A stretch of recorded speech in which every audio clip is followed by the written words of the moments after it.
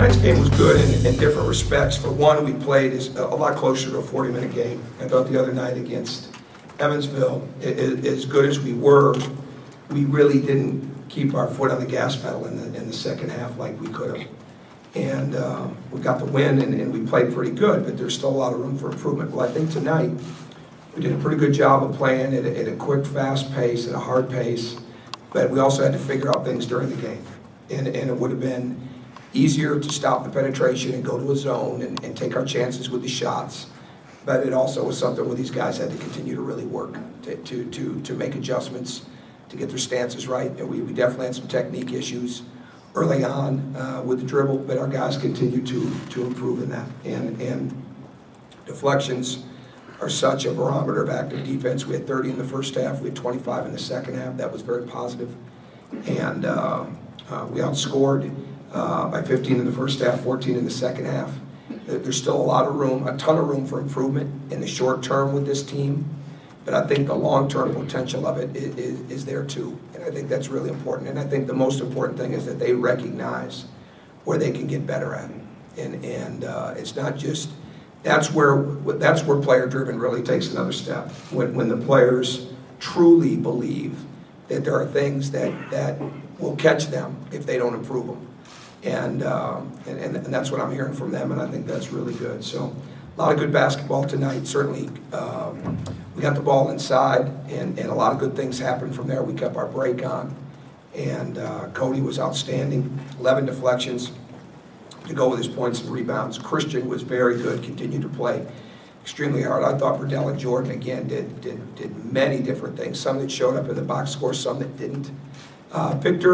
Victor was good, had a tough assignment, and but probably not great, a little under the weather today, and that might have affected him a little bit, but then Will came back and really played at the rate that he needs to play at, and to get a career high, I think, is really good. So a lot of good basketball. I say this a lot lately, a lot of good basketball from a lot of different guys, and we didn't have a big drop-off when we went to the bench, but again, our intensity was strong. Even though we made mistakes, our intensity was strong for 40 minutes. I know. Coach, talking about mistakes, only 9 turnovers, but 16 for them, but scoring those 27 points off the turnovers. That's a good number. Yeah, that's good when you're getting that kind of activity, and the deflections bring that kind of activity. Cody, I know, is a pretty level-headed guy, but he's taken some big shots. You talk to him at all about just keeping his head when your teams are being as physical Well, with him? I talked to our whole team about that. I wouldn't just single Cody out in that. I mean, he wasn't the only one. In that sense, I think our guys are doing a very good job of handling that. And they know the ramifications. That nobody really, you know, who knows what's going to happen down the road. I mean, I don't think we have wallflowers. And Cody is a tough young man, but those guys have a determination about them. They understand what's at stake. And I'd have a bigger issue with some of that if the referees weren't on top of it. But there's no reason to believe that they're not. I haven't seen anything that leads me to think that they're not on top of it. It's a big part of the game right now. You know, making sure that those things get cleaned up, and I think they're handling it. So, and when you watch it on television and you see other games, I think it looks the same way. But we want all of our guys to play with a real intensity, a real determination, but to play with emotion, not emotional. And for the most part, we're getting that. And Cody certainly epitomizes that. He plays with some emotion. He plays with a lot of intensity. But you never look at Cody and think he's getting emotional about anything, which is good. Coach, do you cringe when Cody hits the floor? No, I don't think of it like that. I mean, it's basketball. You mentioned you got some obviously off the bench impact from Will, but he also got some from Derek too. Can you talk about that? Sure, I thought Derek was good. He was aggressive. I thought the presence of mind at the end of the half was good. Shot him. He's really lining up the ball well. He's squared up. He's following through. He's aggressive, and we're being able to do a lot more things with him on the defensive end right now, and that's good. And he took a shot yesterday in practice, and to come back from that and be as good as he was today says a lot about his durability and toughness as well. Can you quantify how much better Cody makes the rest of your team? No, I can't.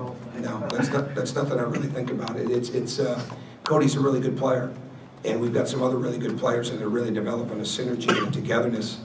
And it goes back to what I've always said about Cody. I said it when we signed him, and I've seen nothing to leads us to believe any differently, and everything gets based on this. You can go at him, and you can play through him. And when you have a player like that, it makes everybody better. So in answer to your question, that's probably the best way for us to put it.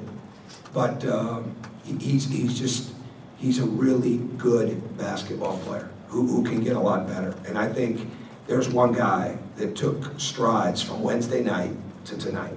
And I think he showed that. And again, some of those things may not be as obvious, but just his movement, and not just the steals and the deflections, but the awareness, the alertness, sliding on blockouts, things like that. You know, the areas where he wants to improve and needs to improve, he's showing.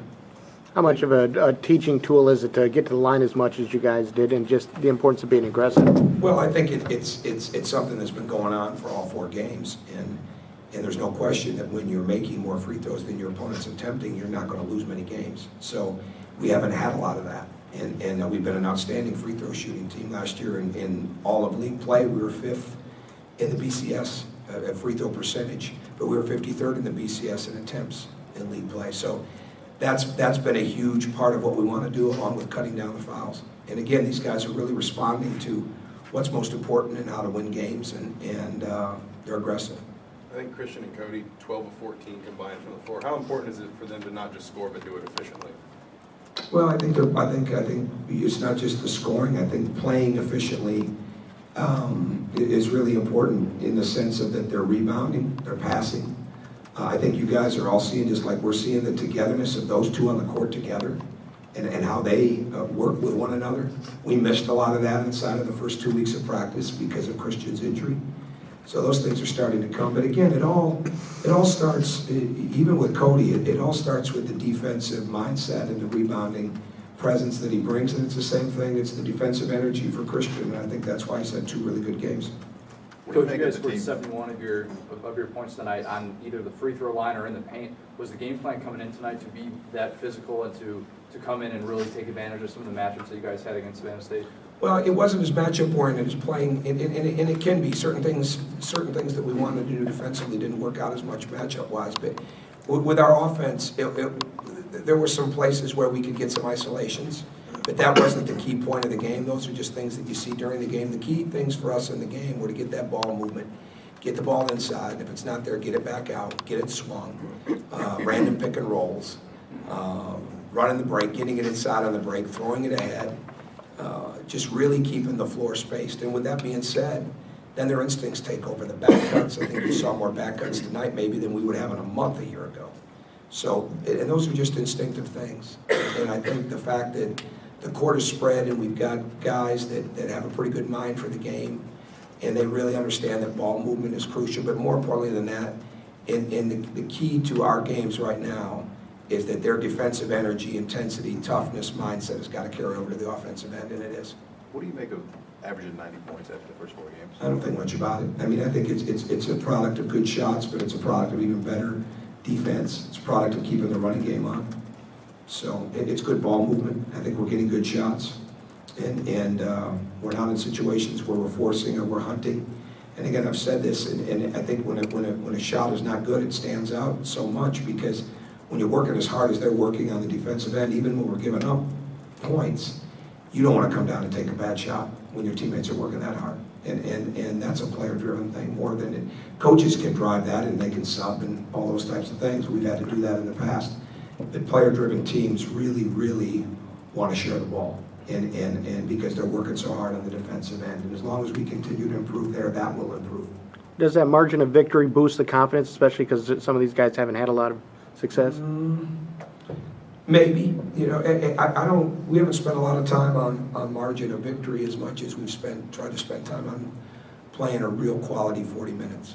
And scores can be misleading. I thought Wednesday night, and I didn't coach aggressive enough in the second half. I mean, so I start with me.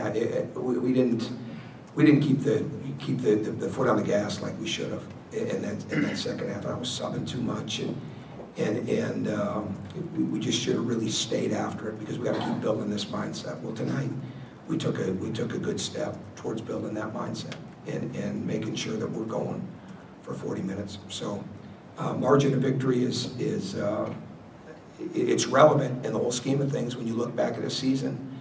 but it's not relevant right now. How efficient we play is what's relevant. Time for one more? You talked a You got little, one over there? You got one? Okay. you talked a little bit about making mid-game adjustments. How important is it to have a game like this early on where you do make all those successful mid-game adjustments and you bounce back from, shooting poorly to start? Well, we didn't make we knew the adjustments that we needed to make, but they weren't always as good as they needed to be tonight. We've still, again, and I always look at it through the eyes of a coach because that's my job. There's a lot of room for improvement, a lot of room. There's a lot of room to get our technique to carry over to the game, to get our fundamentals on the ball, to get our hand position, our foot placement, all those things that we spend time on, to get that better in the game. But what I'm learning is I think that's a confidence thing. I think it's knowing that you've got people behind you that are covering for you, you can get up, and we're very concerned about not fouling on the perimeter. I know we had some fouls at the rim, but not fouling on the perimeter. But I don't know if we realize just how good we can be defensively on the ball yet. And so that's what we're trying to get across. There were times that was tonight, there are other times that it wasn't. But as long as you continue to play hard, that your help defense is good, that's what's most important. Okay.